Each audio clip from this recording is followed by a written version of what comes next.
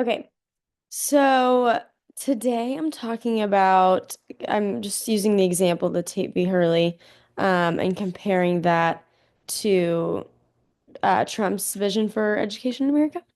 And I kind of jotted some things down before this, so I'm kind of glancing at that while I'm talking.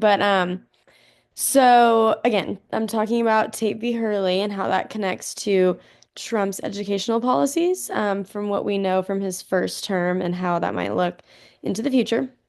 Um, so back in 1885, when the uh, Tate v. Hurley case took place, um, that court case had rippling effects that lasted even kind of until now. And I'm going to kind of be talking about how they're connected. Um, the case about the Chinese American girl in San Francisco who was denied access to public school because of her ethnicity.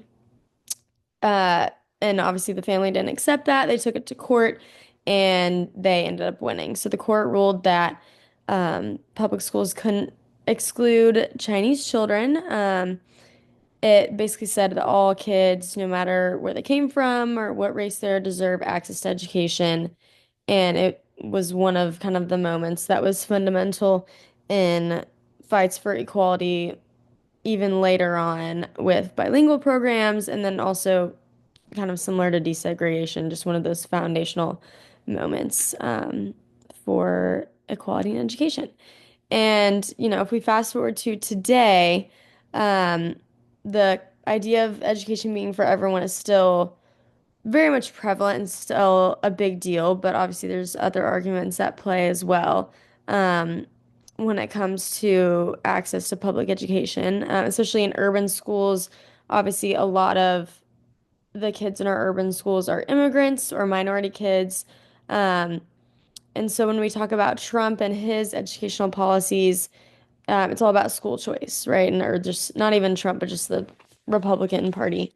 Um, and so, talking about charter schools, private school vouchers, all of that, just the idea to give parents more options, if their local public school isn't, I guess, performing to their standard, and to give them the option to be able to move to a different school if it's not necessarily in their zone district.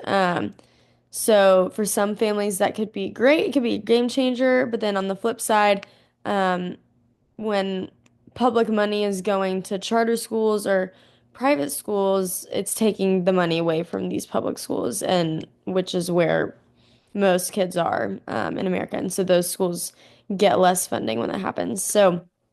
Um, if you, again, kind of what I was saying earlier, if we think about who is relying on these public schools, it is the immigrants and the non people who English isn't their first language, or kids who are coming from low income families, the kids who, you know, hopefully would benefit the most from education. And it's really important to um, these families in terms of, upward mobility and just being supported in the community and giving them resources that they should have access to through education.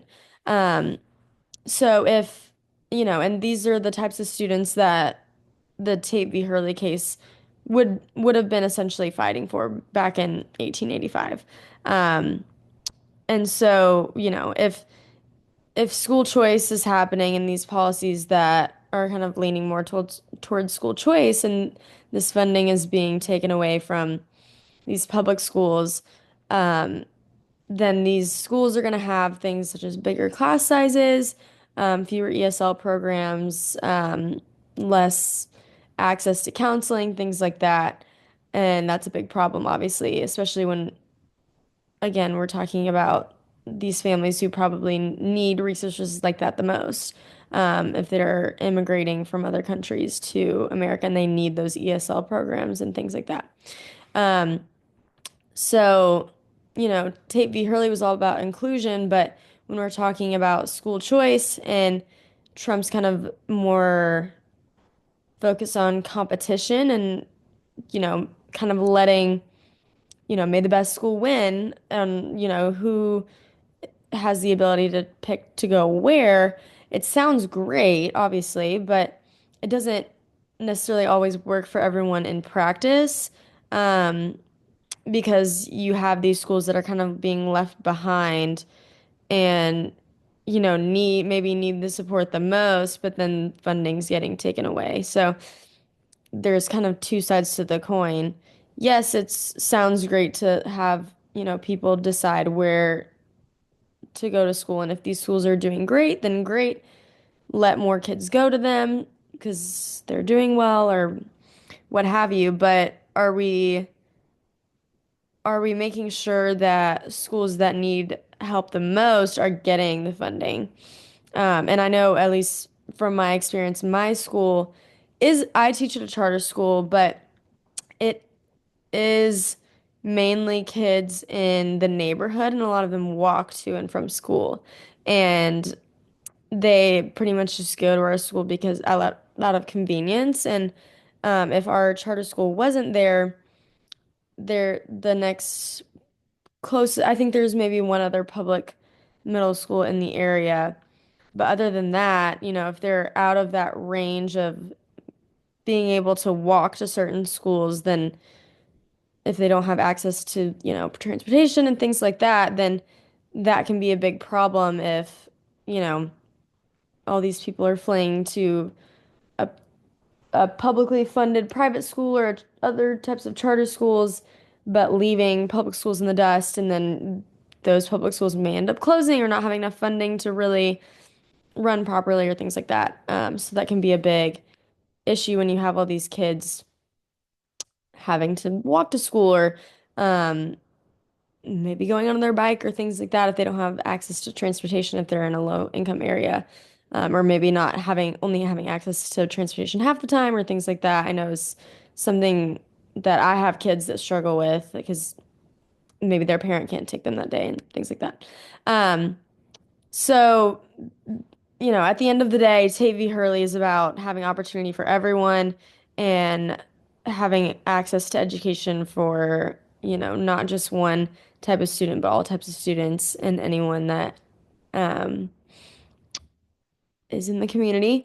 And investing in those schools, especially investing in public schools, is really important because they are serving, people like immigrants, low-income communities, and making sure that no one I hate to use this phrase because of No Child Left Behind, but making sure that no child or no one gets left behind, right? Um, just ironic phrase, but yeah, I think that's all I have to say. I think that's time limit, hopefully.